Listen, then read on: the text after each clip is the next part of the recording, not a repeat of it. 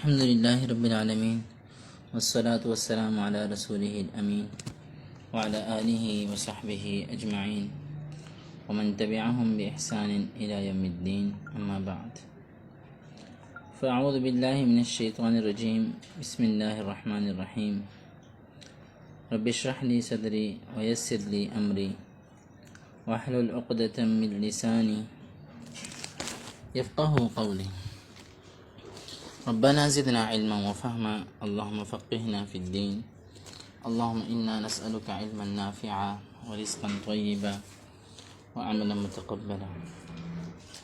ربنا آتنا من لدنك رحمة وهيئ لنا من أمرنا رشدا.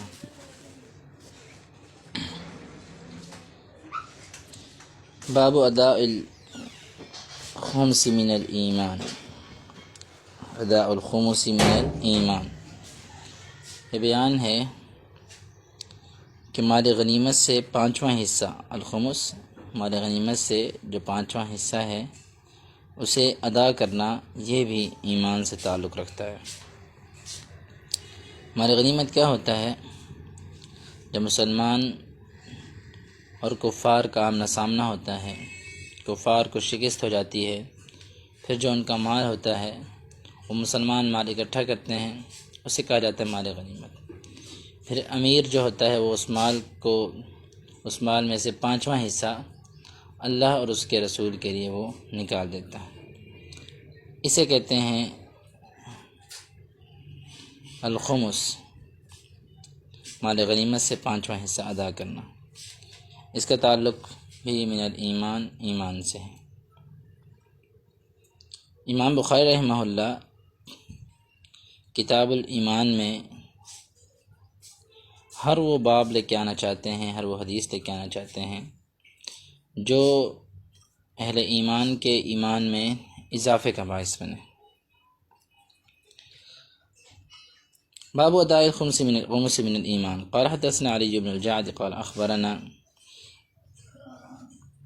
شعبۃ عن ابی جمرۃ قال كنت اقعد مع ابن عباس. ابو جمرہ کہتے ہیں رحمہ اللہ،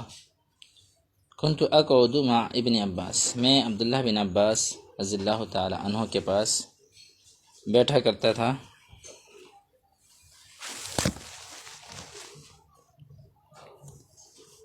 قال یجلسنی علی سریرہ، وہ مجھے بٹھایا کرتے تھے علی سریرہ، اپنے تخت پر. سریر اپنے تخت پر، یعنی اسپیشل مقام پہ مجھے وہ بٹھایا کرتے تھے. ابو جمرہ جو تھے یہ عبداللہ بن عباس رضی اللہ تعالیٰ عنہ کے ترجمان تھے. بعض لوگوں نے لکھا ہے یہ فارسی جانتے تھے، فارسی سے واقف تھے، اور ان کے دروس کا فارسی دانوں کے لیے ترجمہ کرتے تھے. ایک دوسری رائے یہ ہے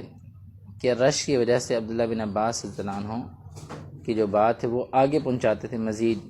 جو ہے جو مجمع ہوتا تھا، کیونکہ اس وقت اسپیکر وغیرہ کا تو انتظام نہیں تھا، تو ان کی بات کو، ان کے دروس کو آگے پہنچاتے تھے ابو جمرہ رحمہ اللہ.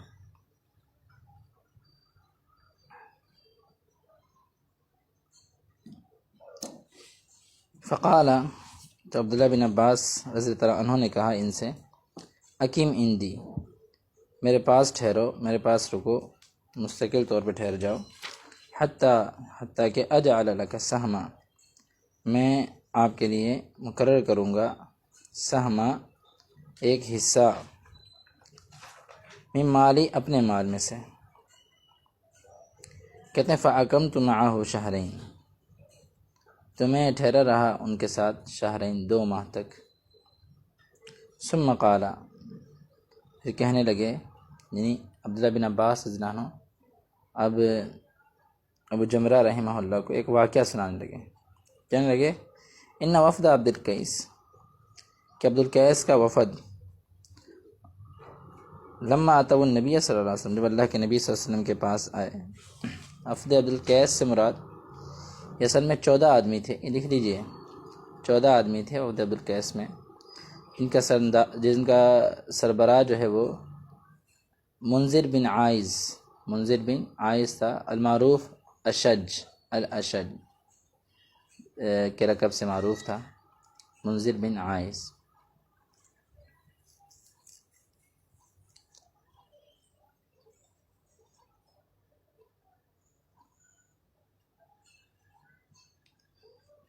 واللہ عالم بالصواب۔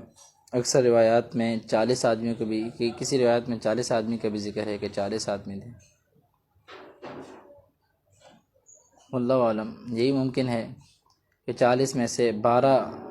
13، 14 جتنے بھی مختلف روایات میں ملتے ہیں وہ ان کے سربراہ ہوں، اور باقی جو ہیں وہ تتبع کرنے والے، مطلب اتباع کرنے والے ہوں، ان کے ماتحت ہوں۔ واللہ عالم بالصواب۔ جی، ان وفد عبد القیس، یقیناً وفد عبد القیس لما اتوا النبی صلی اللہ علیہ وسلم، وہ اللہ کے نبی صلی اللہ علیہ وسلم کے پاس آیا، قال، آپ نے سوال کیا، آپ نے پوچھا، من القوم، کون سی قوم کے لوگ ہیں آپ، او من الوفد، یا یہ وفد کہاں کا ہے، قالوا، تو انہوں نے کہا، ربیعہ، ہم ربیعہ خاندان کے لوگ ہیں۔ قال، آپ نے کہا، مرحبا بالقوم، مرحبا اس قوم کو، او بالوفد، میں یہ کہا مرحبا بالوفد، مرحبا اس وفد کو،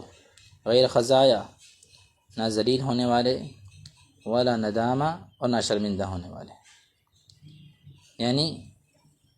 آپ کا آنا بہت خوب ہے، آپ نے ان کے آنے کی تعریف کی۔ فقالوا، کہنے لگے، یا رسول اللہ، یہ اللہ کے رسول صلی اللہ علیہ وسلم، انا لا نستطيع ان ناتيك الا في الشهر الحرام، ہم نہیں استطاعت رکھتے، ہم نہیں طاقت رکھتے، ان ناتیک، کہ ہم آپ کے پاس آئیں، الا فی الشہر الحرام، مگر حرمت والے مہینے میں، جو حرمت والے مہینے ہیں ہم انہی میں آ سکتے ہیں۔ اس کی وجہ کیا ہے، وبیننا وبینک، کیونکہ ہمارے درمیان اور آپ کے درمیان، ھذا الحی،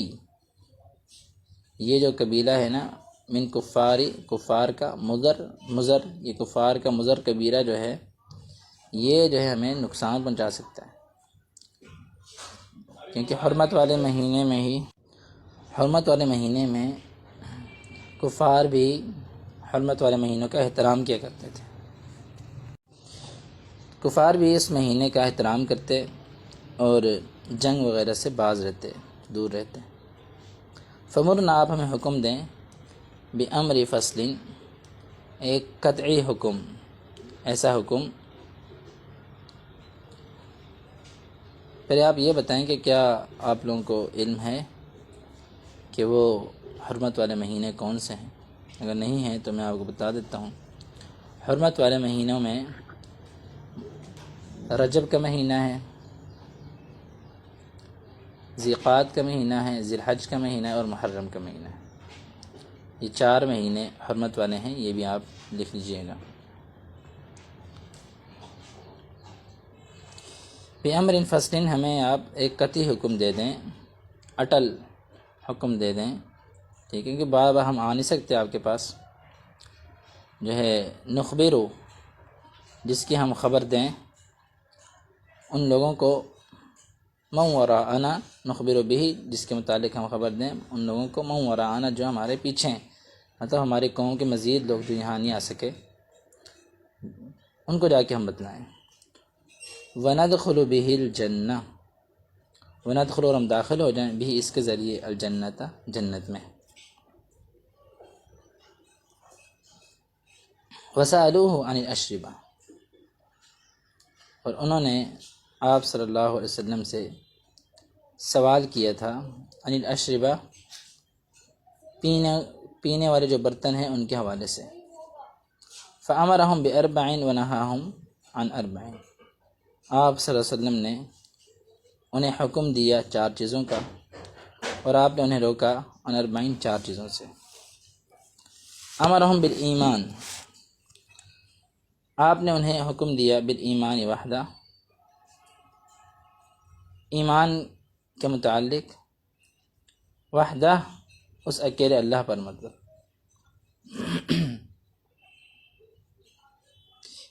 قال، آپ نے کہا اتدرون، کیا تم جانتے ہو مل ایمان باللہ وحدہ، کہ اللہ کے ساتھ، اکیلے اللہ کے ساتھ ایمان لانے کا کیا مطلب ہے؟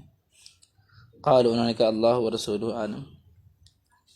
اللہ اور اس کے رسول ہی زیادہ جانتے ہیں۔ قال، آپ نے فرمایا شہادت ان لا الہ الا اللہ، اس بات کی گواہی دینا کہ اللہ کے سوا کوئی عبادت کے لائق نہیں، وَأَنَّ محمد الرسول اللہ صلی اللہ علیہ وسلم، اور اس بات کی بھی گواہی دینا کہ یقیناً محمد صلی اللہ علیہ وسلم اللہ کے رسول ہیں، وَإِقَامُ الصَّلَاةِ، نماز قائم کرنا، وَإِيتَاءُ الزَّكَاةِ، زکوٰۃ ادا کرنا، وصیام رمضان، رمضان کے مہینے کے روزے رکھنا، وَأَن تُعْتُوا مِنَ الْمَغْنَمِ الْخُمُسَ، اور یہ کہ تم ادا کرنا من المغنم، مال غنیمت سے، الخمس، پانچواں حصہ۔ یہ چار چیزوں کا آپ نے ان کو حکم دیا۔ شہادتین کے بعد نماز قائم کرنا، زکوٰۃ ادا کرنا، رمضان کے روزے رکھنا، اور مال غنیمت میں سے خمس دینا۔ وَنَهَاهُمْ عَنْ أَرْبَعٍ، اور آپ نے ان کو چار چیزوں سے منع بھی کیا۔ عن الحنتم، حنتم سے، حنتم کسے کہا جاتا ہے؟ حنتم اس وقت برتن کا ایک نام تھا۔ حنتم سبز رنگ کا مٹی، خون اور بالوں سے بنایا جاتا تھا۔ حنتم سبز رنگ کا مٹی، خون اور بال، ان تین چیزوں سے اس برتن کو بنایا جاتا تھا۔ اس حنتم نامی برتن سے اللہ کے نبی صلی اللہ علیہ وسلم نے ان کو منع کیا کہ یہ استعمال نہ کرنا۔ والدبا، اور دوسرا آپ نے دبا برتن سے منع کیا۔ دبا کیا ہے؟ دبا سے مراد کدو ہے۔ دبا کدو کہا جاتا ہے، مطلب خشک کدو جس کو برتن کی شکل دی جاتی تھی۔ کدو کو خشک کر کے اس میں سے مطلب مواد وغیرہ نکال کے اس کو برتن کی شکل دے دی جاتی، آپ نے اس سے بھی منع کیا۔ والنقیر، اور آپ علیہ الصلوۃ والسلام نے نقیر نامی برتن سے یہ منع کیا۔ نقیر کھجور کا تنا، کھجور کا تنا جسے کھوکھلا کر کے، کھجور کے تنے کو کھوکھلا کر دیا جاتا، پھر اس سے برتن بنایا جاتا، نقیر۔ آپ علیہ الصلوۃ والسلام نے اس سے ہی منع کر دیا۔ اور چوتھا والمزفت، وربما قال المقیر، مزفت یا بعض روایت کے مطابق المقیر، یہ جو برتن ہے اسے اللہ کے نبی صلی اللہ علیہ وسلم نے منع فرمایا۔ یہ تارکول کے ساتھ جو ہے وہ رنگا جاتا تھا۔ بعض کہتے ہیں کہ زفت اور قار جو ہے نا، مقیر قار سے، یہ دونوں ایک ہی چیز ہیں۔ تو ان برتنوں میں اصل مقصد کیا ہوتا تھا کہ وہ مشروب بنا کر اس کو مشروب بنا کر اس میں ڈال دیتے، جب وہ نبیذ کی شکل میں ہو جاتا تو پھر یہ نشہ دیتا تھا، اس لیے اللہ کے نبی صلی اللہ علیہ وسلم نے اسے منع فرمایا۔ اس کے اندر جلدی سے، ان برتنوں میں جلدی سے نشہ پیدا ہو جاتا تھا، آدمی سمجھتا تھا کہ یہ نشہ نہیں ہے، لیکن توقع اس کے پھر بالکل برعکس ہوتی، وہ خود نشے میں مدہوش ہو جاتا۔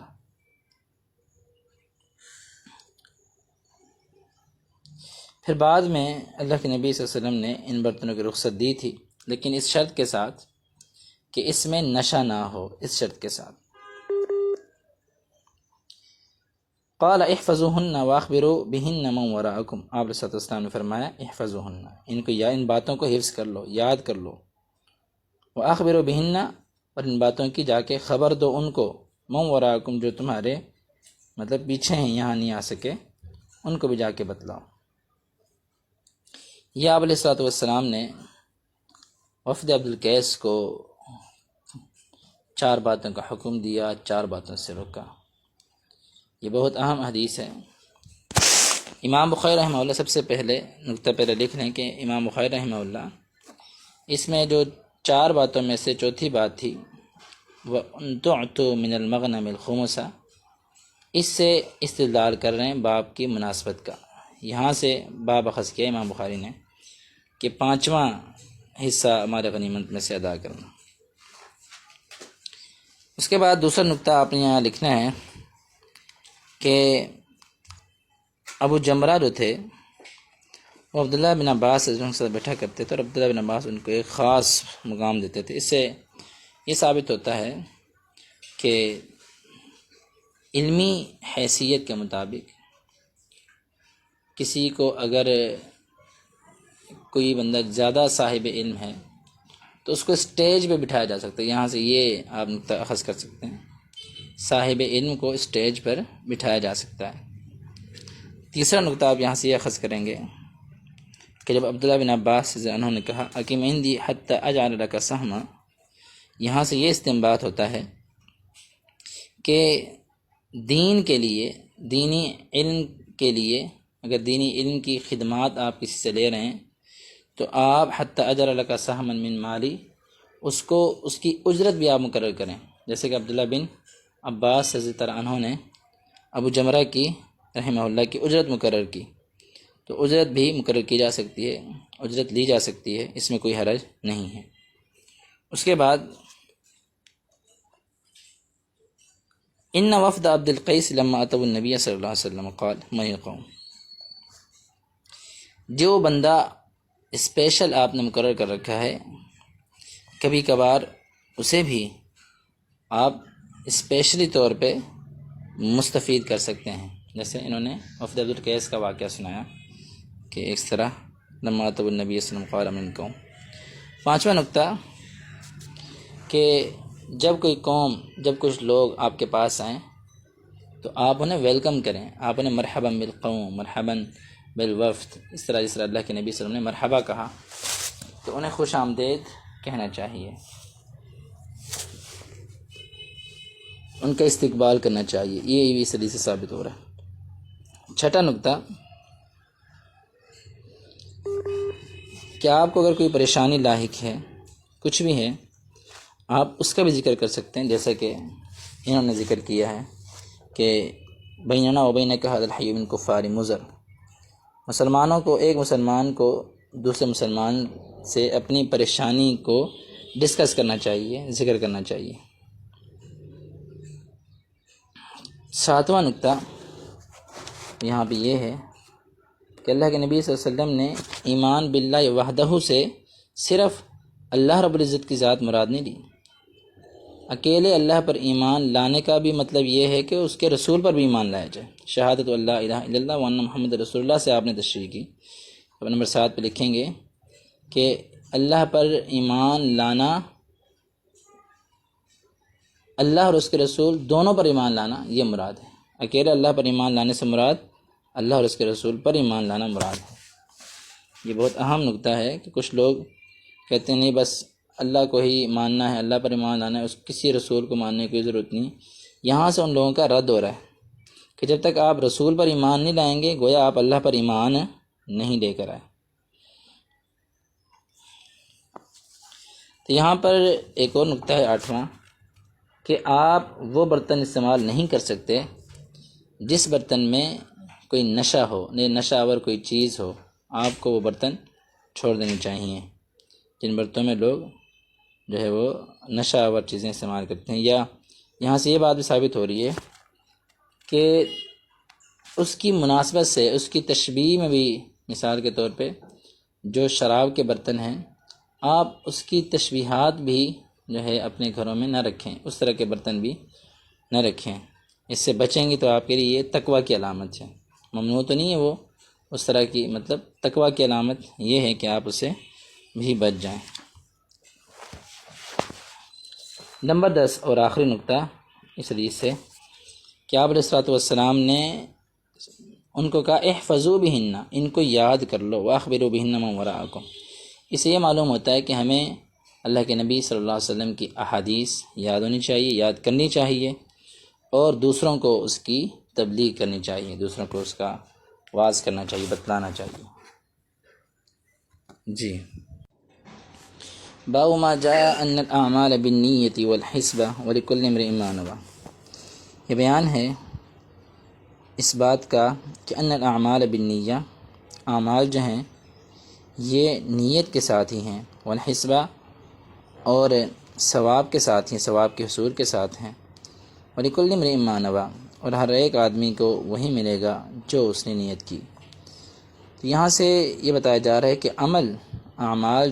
جو ہے یہ نیت اور خلوص کے بغیر صحیح نہیں ہوتا۔ امام بخاری رحمہ اللہ اس بات کی طرف اشارہ کر رہے ہیں۔ دیکھیں پہلے امام بخاری رحمہ اللہ یہ جو انما الاعمال بالنیات والی حدیث ہے جو اس کے تحت باب کے تحت آ رہی ہے، اسے سب سے پہلے لے کے آئے تھے، پھر درمیان میں اعمال کا ذکر کیا، آپ یہاں سے امام بخاری رحمہ اللہ کے فقاہت کا اندازہ لگا سکتے ہیں۔ اب آخر میں پھر سے امام بخاری وہ حدیث لے آئے، کیا مطلب؟ امام بخاری یہ بتلانا چاہتے ہیں کہ آپ نے ہر عمل کی ابتدا نیت سے تو کر لی، اس میں خلوص شروع میں آپ عمل کرتے گئے، ممکن ہے کہ آپ عمل کرتے کرتے آپ کے اندر ریاکاری نہ پیدا ہو جائے، شہرت والا سین نہ پیدا ہو جائے، کوئی اور معاملہ جو اللہ سے دور کر دے۔ آپ کو اپنے عمل کے آخر تک نیت اور خلوص درست رکھنا چاہیے، یہ امام بخاری اشارہ کر رہے ہیں۔ تبھی اس حدیث کو دوبارہ سے آخر میں کتاب الایمان کے آخر میں لے آئے کہ ایمان کی ابتدا میں بھی اور ایمان کی انتہا میں بھی آپ کی جو نیت ہے یہ درست ہونی چاہیے، نیت کے بغیر کوئی عمل بھی قابل قبول نہیں ہے، یہ نقطہ لکھ لیجئے گا۔ باب ما جاء ان الاعمال بالنیۃ والحسبۃ ولکل امرئ ما نویٰ فدخل فیہ الایمان، اور ساتھ فرماتے ہیں فدخل فیہ الایمان والوضوء والصلاۃ والزکوٰۃ والحج والصوم والاحکام، تو عمل کے اندر ایمان بھی داخل ہے، وضو بھی داخل ہے، نماز بھی داخل ہے، زکوٰۃ بھی داخل ہے، حج بھی داخل ہے، والصوم روزہ بھی داخل ہے، والاحکام اور تمام احکام بھی داخل ہیں۔ وقال اللہ تعالی، اور اللہ تعالیٰ کا یہ فرمان، قل کہہ دیجئے، کل یعمل علی شاکرتہ، اے پیغمبر صلی اللہ علیہ وسلم کہہ دیں، کل یعمل ہر ایک شخص، یعمل عمل کرتا ہے، علی شاکرتہ اپنے شاکلہ پر، یہاں شاکلہ سے مراد امام بخاری کا اشارہ نیت کی طرف ہے، ہر شخص عمل کرتا ہے اپنی نیت پر، علی نیتہ، آگے اس کا ذکر آ رہا ہے اپنی نیت پر، ونفقۃ الرجل علی اہلہ اور آدمی کا خرچ کرنا، علی اہلہ اپنے گھر والوں پر، یحتسبھا وہ اس میں نیت رکھتا ہے ثواب کی، یحتسبھا وہ ثواب کی نیت رکھتا ہے، صدقۃ تو یہ کیا بن جاتا ہے اس کے لیے؟ صدقہ بن جاتا ہے۔ وقال نبی صلی اللہ علیہ وسلم، اور اللہ کے نبی صلی اللہ علیہ وسلم نے بھی فرمایا تھا، ولیکن جہاد و نیت، آپ نے کہا تھا کہ اب ہجرت نہیں ہے لیکن جہاد ہے اور نیت، ان دونوں کا سلسلہ بھی باقی ہے۔ امام بخاری رحمہ اللہ نیت والی حدیث ذکر کرنے سے پہلے قرآن کی آیت بھی پیش کر دی اور حدیث مصطفیٰ بھی پیش کر دی، اور اب بتلانا چاہتے ہیں کہ دیکھیں آپ عمل کرتے کرتے دیکھ لیجئے گا کہیں آپ کی نیت میں جو ہے وہ خلوص کم یا ختم نہ ہو جائے۔ قال حدثنا عبد الله بن مسلمة قال اخبرنا مالك عن يحيى بن سعيد عن محمد بن ابراهيم عن علقمة بن وقاص عن عمر ان رسول اللہ صلی اللہ علیہ وسلم قال، نبی اکرم صلی اللہ علیہ وسلم نے فرمایا، الاعمال بالنیہ، اعمال کا جو دار و مدار ہے وہ نیت پر ہے، الاعمال اعمال بالنیتی درست نیت کے ساتھ ہوتے ہیں، عمل نیت ہی سے صحیح ہوتے ہیں، ولکل امرئ ما نویٰ اور ہر ایک شخص کو وہی کچھ ملتا ہے، ما نویٰ جس کی اس نے نیت کی، مطلب عمل اس کا جیسا مرضی ہو، عمل اگر اس کی نیت درست ہوگی تو اس کو اس کا اجر مل جائے گا۔ فمن کانت ہجرتہ الی اللہ ورسولہ، پس اگر اس کی ہجرت ہوئی اللہ اور اس کے رسول کی طرف، فہجرتہ الی اللہ ورسولہ، یعنی اگر اس کی ہجرت اللہ اور اس کے رسول کی رضا کے لیے ہے تو اللہ کے نبی فرماتے ہیں فہجرتہ الی اللہ ورسولہ، تو یقیناً اس کی ہجرت درست ہے، مطلب یہ درست ہے اللہ اور اس کے رسول کی طرف۔ ومن کانت ہجرتہ لدنیا، اور جو شخص دنیا کے لیے ہجرت کرتا ہے، یصیبھا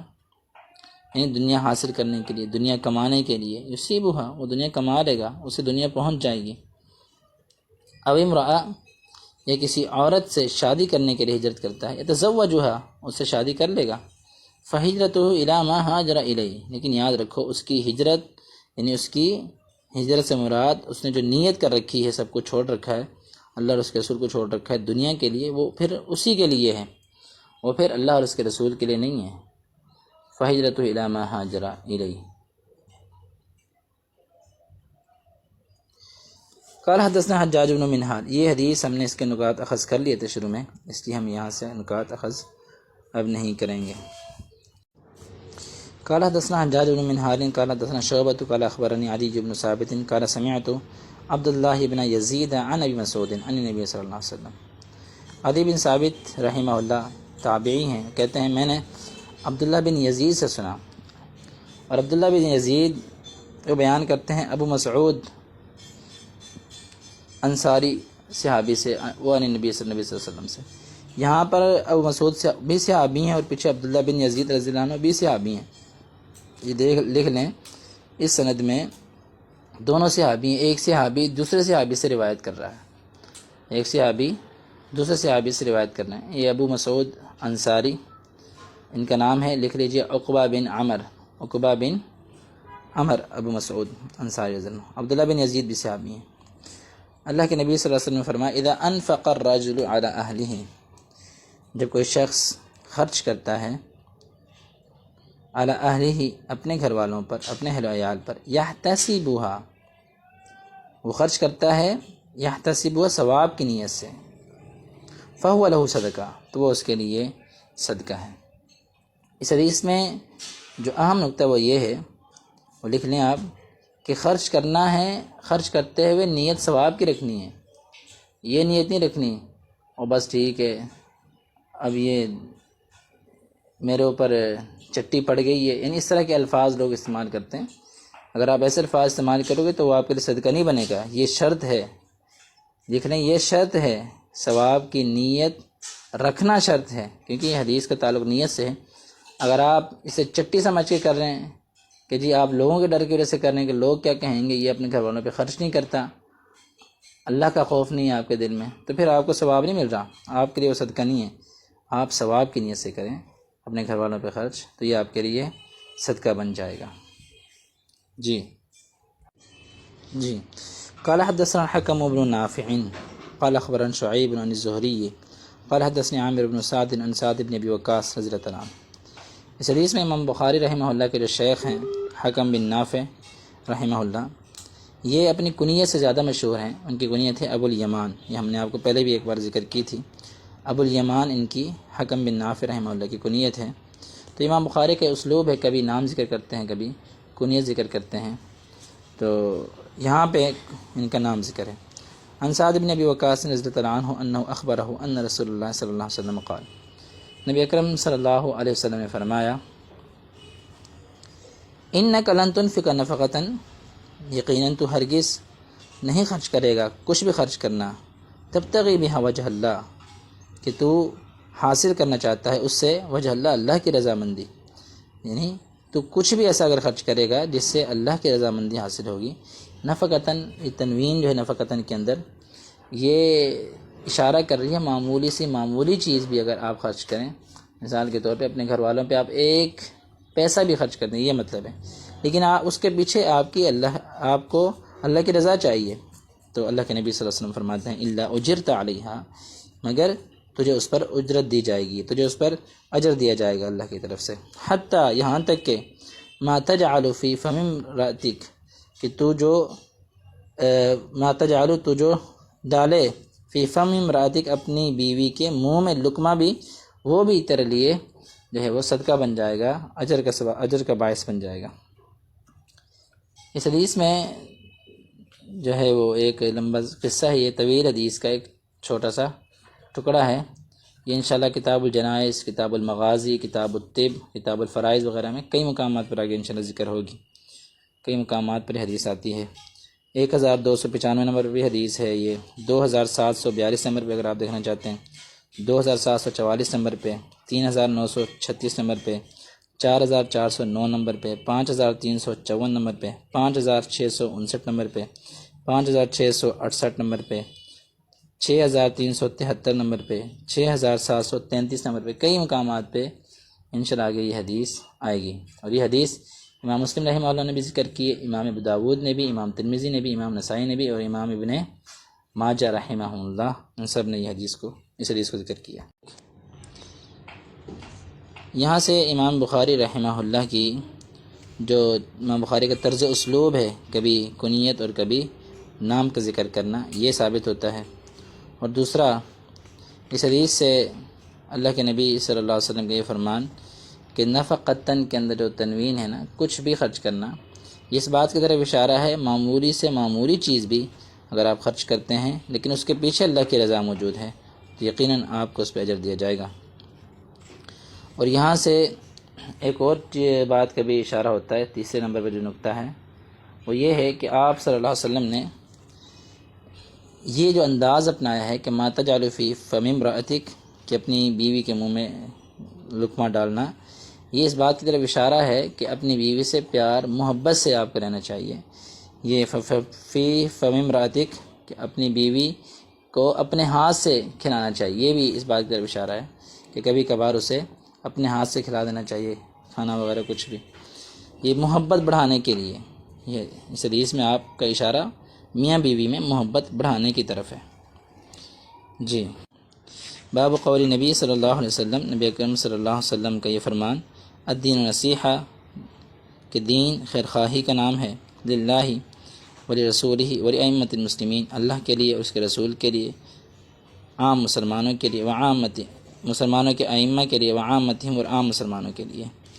یہ اللہ کے نبی صلی اللہ علیہ وسلم کا فرمان اس حوالے سے باب ہے، امام بخاری رحمہ اللہ نے باندھا ہے۔ اب یہاں پہ سب سے پہلے آپ یہ بات ذہن نشین رکھیں کہ اس سے قبل جو باب باندھا گیا تھا وہ نیت کے حوالے سے تھا کہ انسان کو اپنی نیت درست کرنی چاہیے، اور اس سے پچھلے جتنے ابواب تھے وہ سارے کے سارے جو ہے وہ ایمان کے یہ عمل یہ عمل یہ عمل یہ عمل، ایمان میں سے فلاں عمل فلاں عمل، شروع میں بھی نیت کا تعلق تھا۔ یہ اب شروع سے لے کر آخر تک امام بخاری رحمہ اللہ کلوز کر دیا۔ اب آخری جو باب لے کے ہیں امام بخاری رحمہ اللہ اس کتاب الایمان کا، وہ یہ لے کے ہیں اب پورا کا پورا دین، اب یہ مجموعی طور پر بات ہو رہی ہے، پورے کے پورے دین کی بات ہو رہی ہے کہ پورا دین ہی نصیحت ہے، لیکن اب آپ نے ان چیزوں کو غور کرنا ہے، اللہ کے لیے بھی ہے، اس کے رسول کے لیے بھی ہے، تمام مسلمانوں کے لیے بھی ہے، وعامتہم اور عام مسلمانوں کے ائمہ کے لیے بھی ہے، اور عام مسلمانوں کے لیے بھی ہے۔ اس کے اندر عمومی طور پر، خصوصی طور پر سب کو شامل کر دیا ہے امام بخاری رحمہ اللہ نے۔ قولہ تعالی، اور ساتھ اللہ تعالیٰ کا فرمان ذکر کرتے ہیں، اذا نصحوا للہ ورسولہ، کہ جب وہ اللہ اور اس کے رسول کی خیر خواہی میں رہیں۔ قال حدثنا مسدد قال حدثنا یحیی عن اسماعیل قال حدثني قیس بن ابی حازم عن جریر بن عبد اللہ البجلی رضی اللہ تعالیٰ عنہ قال بایعت رسول اللہ صلی اللہ علیہ وسلم علی اقام الصلاۃ وایتاء الزکاۃ والنصح لکل مسلم۔ فرماتے ہیں میں نے اللہ کے رسول صلی اللہ علیہ وسلم سے اس بات پر بیعت کی کہ میں نماز قائم کروں گا، کہ میں زکوٰۃ ادا کروں گا، اور میں ہر مسلمان کی خیر خواہی کروں گا۔ یہ ہے وہ جملہ، والنصح لکل مسلم۔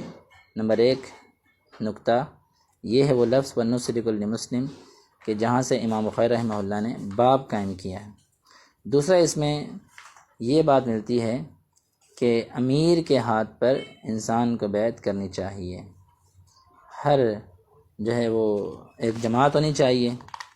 اور اس جماعت میں انسان کو رہنا چاہیے، انسان کو علیحدہ ہو کے نہیں رہنا چاہیے۔ یہاں سے یہ بات ثابت ہو رہی ہے، اور اس کے ہاتھ پہ، امیر کے ہاتھ پہ بیعت کی جائے۔ تیسرا نقطہ اس میں یہ ملتا ہے کہ اس بات میں، اس حدیث میں حقوق اللہ اور حقوق العباد، چند لفظوں میں جو اللہ کے نبی صلی اللہ علیہ وسلم کو اوتیت جوامع الکلم، اللہ کے نبی صلی اللہ علیہ وسلم فرماتے ہیں مجھے جوامع الکلم سے نوازا گیا، یہ چند لفظوں میں پورے حقوق اللہ اور حقوق العباد شامل ہو رہے ہیں۔ حقوق اللہ اور حقوق العباد کی ادائیگی شامل ہو رہی ہے۔ اقام الصلاۃ و ایتاء الزکاۃ حقوق اللہ ہو گئے، والنصح لکل مسلم یہ حقوق العباد ہو گئے۔ اور اس میں چوتھا نقطہ یہ ہے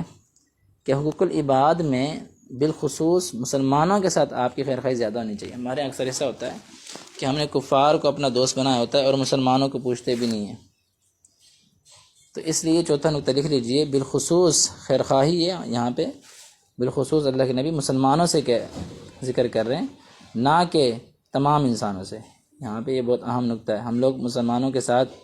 خیر خواہ نہیں بنتے، غیر مسلموں کے ساتھ ہم سے دوستیاں لگا رہے ہوتے ہیں اور ان کی خیر خواہی کر رہے ہوتے ہیں۔ یہ ہم نے جو ہمارا دوسرے عشرے کا آخر تھا فہم القرآن کورس میں، اس میں ایک ہم نے عقیدہ بیان کی، قرآن کا ایک عقیدہ ہے الولا والبراء، دوستی اور دشمنی، اس کے اندر یہ تمام باتیں آپ کو مل جائیں گی انشاءاللہ۔ یہ حدیث مختلف مقامات پہ ہے، 524 نمبر پہ بھی ہے، 1401 نمبر پہ بھی ہے، 2157 نمبر پہ بھی ہے، 2714 نمبر پہ بھی ہے، 2705 نمبر پہ بھی ہے، 7204 نمبر پہ، مختلف مقامات پہ امام بخاری رحمہ اللہ یہاں سے مختلف ابواب قائم کر کے اس سے بہت سارے مسائل بیان کر رہے ہیں، ذکر کر رہے ہیں۔ قال حدثنا ابو النعمان قال حدثنا ابو عوانة عن زياد بن علاقة قال سمعت جرير بن عبد الله يقول يوم مات المغیرہ، جریر بن عبداللہ البجلی رضی اللہ تعالیٰ عنہ، ان کی کنیت جو ہے نا وہ ابو عبداللہ تھی۔ بخاری شریف میں ان سے تقریباً 110 احادیث مروی ہیں، اور سند کے حوالے سے بات کی جائے تو سند کے تمام راوی کوفی ہیں، سوائے اس میں جو ایک راوی ہیں جو پچھلی روایت گزری ہے نا مسدد، یہ اس کی بات ہو رہی ہے، پچھلی جو حدثنا مسدد جو ہم نے پچھلی حدیث پڑھی تھی، اس کے تمام راوی جو ہے نا وہ کوفی ہیں سوائے مسدد کے، یہ بات ذہن نشین رکھیے گا۔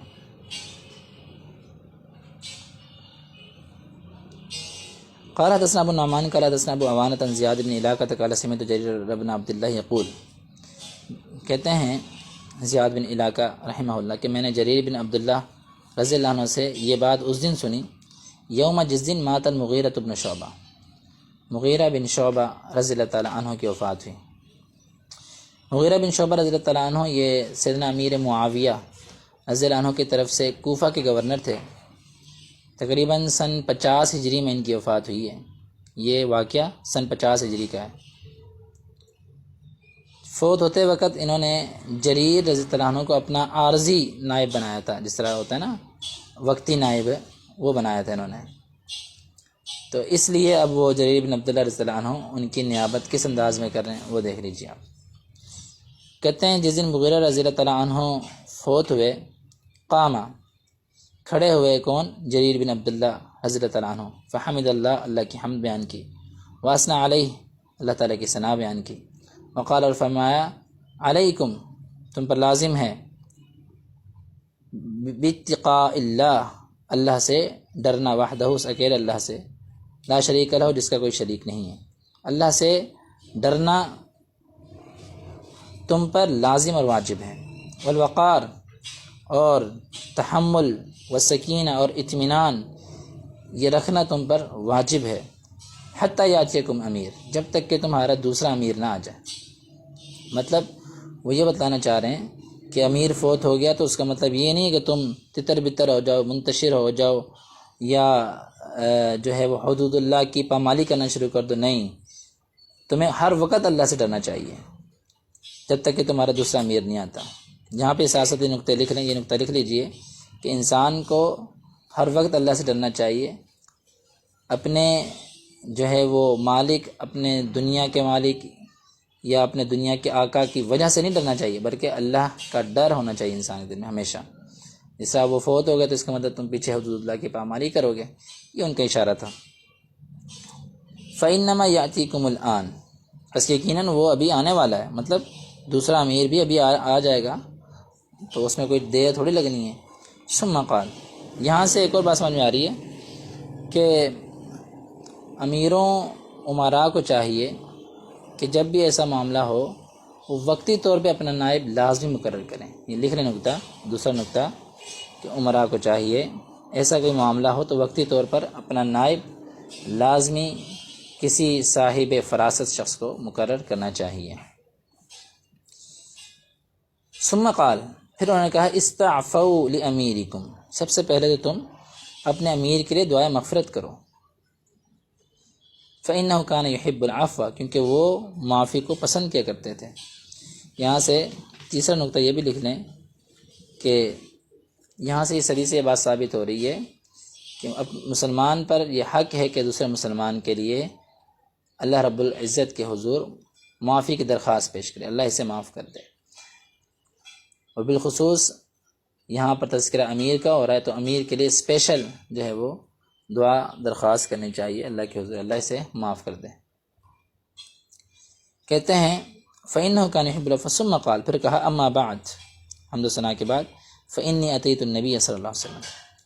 میں تمہیں اپنا واقعہ سناتا ہوں کہ میں نبی اکرم صلی اللہ علیہ وسلم کے پاس گیا تھا۔ میں آیا اللہ کے نبی صلی اللہ علیہ وسلم کے پاس، قلت، میں نے کہا أُبَايِعُكَ علی الاسلام، اللہ کے نبی صلی اللہ علیہ وسلم میں آپ سے بیعت کرتا ہوں اسلام پر بیعت کرتا ہوں۔ فشرط علیہ، تو اللہ کے نبی صلی اللہ علیہ وسلم نے مجھ پر یہ شرط لگائی، والنصح، یعنی یہ شرط مقرر کی، کیا شرط مقرر کی؟ والنصح لکل مسلم، کہ ہر مسلمان کے لیے خیر خواہی کرنی ہے۔ فبایعتہ علی ھذا، تو میں نے آپ علیہ الصلوۃ والسلام سے اس پر بیعت کی۔ ورب ھذا المسجد، اس مسجد کے رب کی قسم، انی لناصح لکم، میں تمہارا خیر خواہ ہوں، میں تمہارا خیر خواہ ہوں۔ ثم استغفر، پھر انہوں نے استغفار کیا، ونظر، اور ممبر سے اتر آئے۔ اس حدیث سے جو چوتھا نقطہ ہمارے سامنے آتا ہے وہ یہ ہے کہ انسان کو جو وہ کہہ رہا ہے اپنے قول میں اپنا فعل بھی پیش کرنا چاہیے۔ جیسے انہوں نے کہا کہ یہ اللہ کے نبی صلی اللہ علیہ وسلم سے میں نے بذات خود بیعت کی اس بات پر، یہ فعلی طور پر میں کام سر انجام دے چکا ہوں، لہٰذا تمہیں بھی اطمینان سے اور خیر خواہی رکھنی چاہیے مسلمانوں کے لیے، کوئی معاملات کو بگاڑنا نہیں چاہیے، یہ ان کا اشارہ تھا۔ اور یہاں سے پانچواں نقطہ یہ اخذ ہوتا ہے کہ آپ اچھے مقامات کو رب کی طرف نسبت کر کے قسم اٹھا سکتے ہو، جیسے کہا ورب ھذا المسجد، اس مسجد کے رب کی قسم، کیونکہ تو کوفہ میں تھے، تو کوفہ میں مسجد کے اندر تھے، تو یہاں سے معلوم ہو رہا ہے کہ اس طرح قسم اٹھائی جا سکتی ہے۔ چھٹا نقطہ اس میں یہ ہے کہ مسلمانوں کو چاہیے کہ اپنے جو معاملات ہیں وہ مسجد میں نپٹائیں، یعنی یہ سیاسی معاملہ تھا نا، سیاسی معاملات ایسے جس کا تعلق مسلمانوں کی خیر خواہی سے، تو مسلمانوں کو چاہیے کہ وہ اپنے سیاسی معاملات مساجد میں آ کے حل کریں، مساجد میں حل کرنے چاہیے معاملات۔ اس کے بعد 7ویں نمبر پہ اس سے یہ بھی نقطہ خاص ہوتا ہے، مسئلہ استنباط ہو رہا ہے، ثم استغفر، اور شروع میں جو بھی آپ بات کرنا چاہیں، بات کرنے سے پہلے اللہ تعالیٰ کی حمد و ثنا بیان کریں، اور پھر آخر میں ثم استغفر، انہوں نے استغفار کے آخر میں استغفار بھی کہیں، جس طرح ہم خطبہ جمعہ دیں یا اور دیگر معاملات ایسے ہوں، اللہ کی حمد و ثنا بیان کریں، آخر میں استغفار لازمی کریں، بالخصوص یہ کہہ دیں استغفر اللہ علی ولکم ولسائر المسلمین، میں اللہ سے معافی کا طلبگار ہوں، تمہارے لیے بھی، اپنے لیے بھی، اور تمام مسلمانوں کے لیے۔ ونظر، اور ممبر سے اتر آئے۔ 8واں نقطہ یہ ہے کہ بوقت ضرورت جمعے سے ہٹ کے بھی ممبر پر چڑھا جا سکتا ہے، جمعے سے ہٹ کر ممبر پر چڑھا، جس صحابی رسول کے اس فعل سے ثابت، اور اللہ کے نبی صلی اللہ علیہ وسلم سے بھی ثابت ہے کئی مقامات پر۔ تو ذرا تھوڑی سی مزید میں وضاحت کر دوں، یہ جو آپ نے باب میں سنا ہے الدین نصیحۃ للہ ولرسول، دین نصیحت اللہ کے لیے، اللہ کے نصیحت کا مفہوم یہ ہے کہ آپ کے ظاہری اور آپ کے باطنی تمام تر اعمال اللہ کے لیے خشوع و خضوع کے ساتھ سر انجام دینے پائیں، یہ ہے اللہ کی نصیحت۔ اللہ کی ذات اور اس کے صفات میں آپ کسی کو شریک نہ ٹھہرائیں، یہ ہے اللہ کے لیے نصیحت۔ اور اللہ رب العزت کی اطاعت میں آپ جو ہے اللہ کی محبت کے حصول کے لیے ہم عطن گوش رہیں، گناہوں سے اجتناب کر کے اس کی ناراضگی سے آپ کے دل میں جذبہ ہو بچنے کا کہ اللہ کی ناراضگی سے میں بچ جاؤں ہمیشہ کے لیے، تو یہ اللہ کے لیے نصیحت ہے۔ اس کے رسول کے لیے نصیحت کیا ہے کہ آپ رسول اللہ صلی اللہ علیہ وسلم کی تعظیم کریں، آپ کی نصرت، سنت کا احیاء، سنت رسول کو زندہ کرنا، آپ کے اقوال، آپ کے افعال اور عادات اللہ کے نبی صلی اللہ علیہ وسلم کی اقتداء کے مطابق ہونے چاہیے، اور اس طرح لأئمۃ المسلمین جو امام بخاری رحمہ اللہ نے باب میں کہا ہے کہ مسلمان ائمہ کے لیے، مسلمان حکمرانوں کے لیے نصیحت کیا ہے، تو اس حدیث میں جو ابو نعمان والی حدیث ہے جس میں امام بخاری کے شیخ ابو نعمان ہے، اس میں جریر بن عبداللہ رضی اللہ تعالیٰ عنہ نے جو ایک منظر پیش کیا ہے، اس کا تعلق لأئمۃ المسلمین سے بھی ہے، لأئمۃ المسلمین، یہاں سے باب کی مناسبت ہے۔ تو ان کی سمع و اطاعت کرنا، ان کی باتوں کو ماننا، یہ جب تک وہ اللہ کی معصیت کا حکم نہ دیں آپ پر لازم ہے کہ آپ ان کی اطاعت کریں۔ یہ ہے ائمۃ المسلمین سے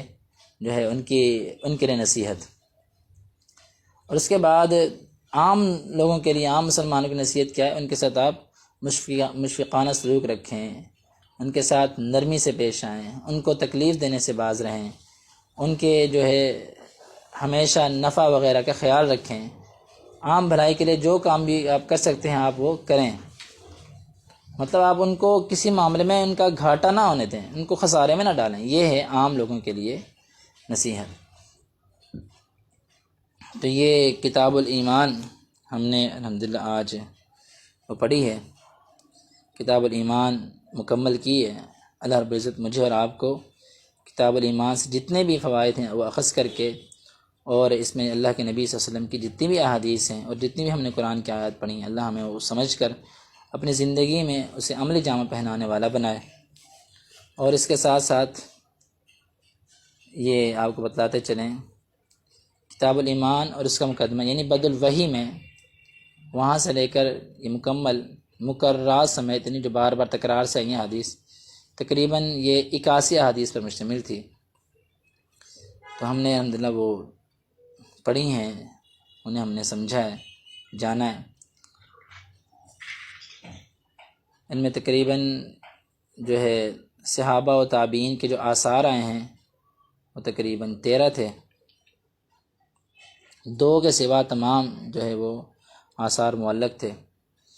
اس طریقے سے امام بخاری رحمہ اللہ کی ہم نے یہاں اس کتاب الایمان سے فقاہت کو بھی سمجھا ہے، بہت زیادہ وہ کس قدر فقیہ تھے اور آگے فقیہ کس قدر بنانے والے تھے۔ اللہ رب العزت مجھے اور آپ کو سمجھ کر عمل کرنے والا بنائے۔ اقول قولی ھذا استغفر اللہ لی ولکم ولسائر المسلمین وآخر دعوانا ان الحمد للہ رب العالمین۔